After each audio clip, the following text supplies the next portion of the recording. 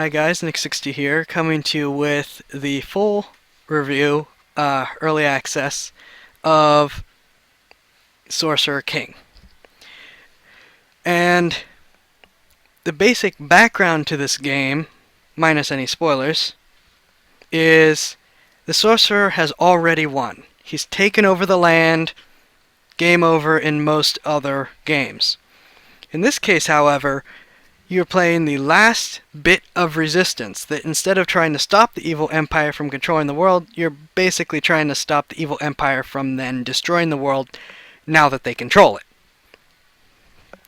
And you get your hero and can recruit or build more units to build your army, and you try to stop him from destroying these shards, which will then grant him the necessary power to destroy said world.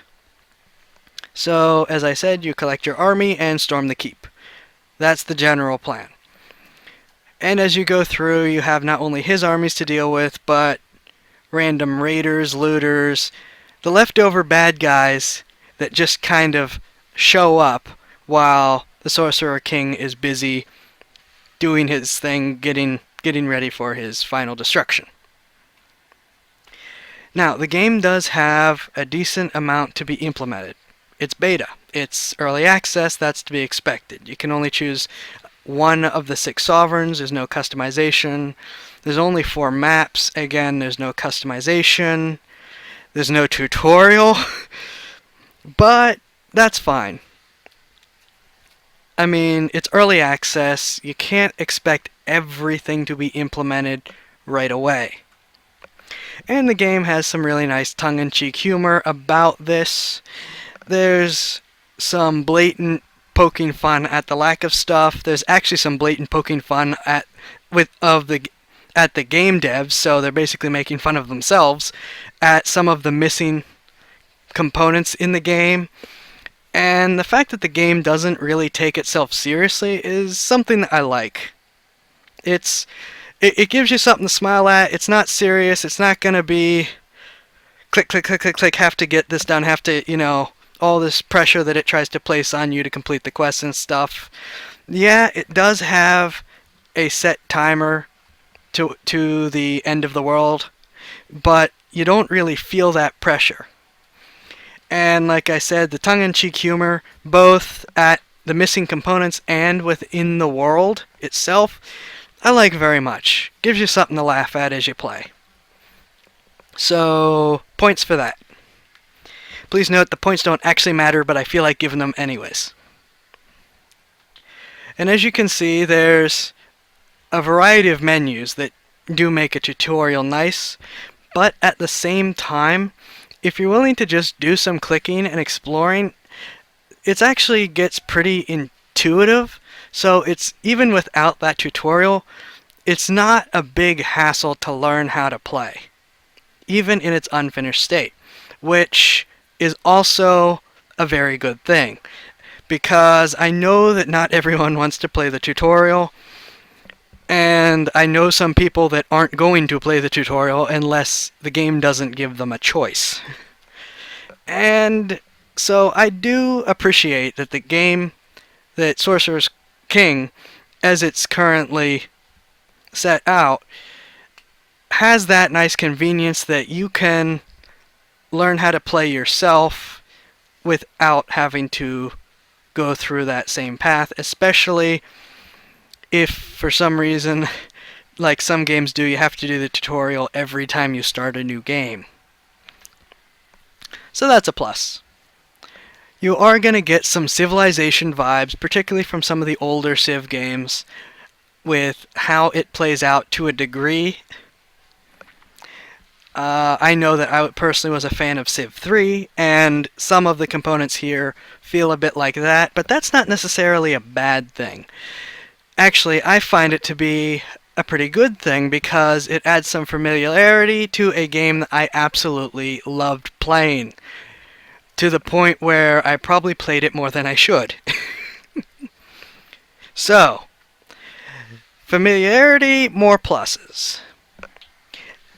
And the combat, yeah, it's turn-based, but it's also some initiative-based, so you can actually get multiple attack turns in a row, and you move across a grid that mercifully isn't one square at a time.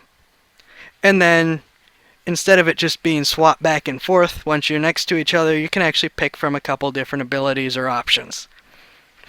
And yeah, I know I'm nitpicking at some of the other games that do that, but it's just these little bits of convenience that really, really, make the game that little bit more fun. And when I say that little bit more fun, that's not saying that the game is a drag. It just means that it's more fun than it already was without those implemented, if that makes any sense. Because the game is certainly fun. And it is a bit of a casual play, which is no problem at all, because we all need a couple games that you don't need to be dragged into. And even then, it's pretty easy to get lost in this game and just start playing and, just, oh, where's my next move? Are those bandits going to get me? Do I have my health? But again, it doesn't put that pressure on you. Pluses. Now, the one real minus that I have for the game right now, and if there's only one big thing I can find, hey, I say you're doing your job right, is its price. Right now, it's on sale for $34. Its regular price is $40. It just feels a little steep for what functionality has been implemented so far. Does that mean that the game will never be worth that price? No. It just means that right now, in its early access stage, it just feels a little pricey. Now, when it's finished, when you get extra customization, when you get the full campaign instead of the 4 standard maps, especially once you get the campaign, I'd be willing to bet that this game may very well earn that price tag. It's a little too early to say, and I'm not saying that you should just ignore it outright right now. Anyways, if you like early access games, if you like 4X games, then yeah, this game certainly is something that you should consider. And yeah, that's about all I have to say on the negative, which doesn't seem like it's too bad of a negative because it's still a fun game. You can't deny that. And let's be honest, saying a game is fun is probably one of the best compliments you can give it. Because that's the point. So yeah, if you like early access games, if you like turn-based strategy, 4X, build an empire, defeat the bad guy, collect allies, go for it. If not, if you're not up for early access, but you do like those types of games, certainly keep an eye on this one. Because if their early access is this polished already, I'd like to see what it looks like when it's finished then. And I'm not trying to rag on other early access games. Please don't think that's what I'm thinking. I'm just saying that this one has a bit more of a polished feel than other ones. Though, like I said, at the same time it's also missing fairly sizable chunks of it. But all early access games are like that. So that's actually probably about as much as I can say right now with what I've played. Like I said, it's engaging, it's fun, while at the same time being fairly casual and fairly intuitive.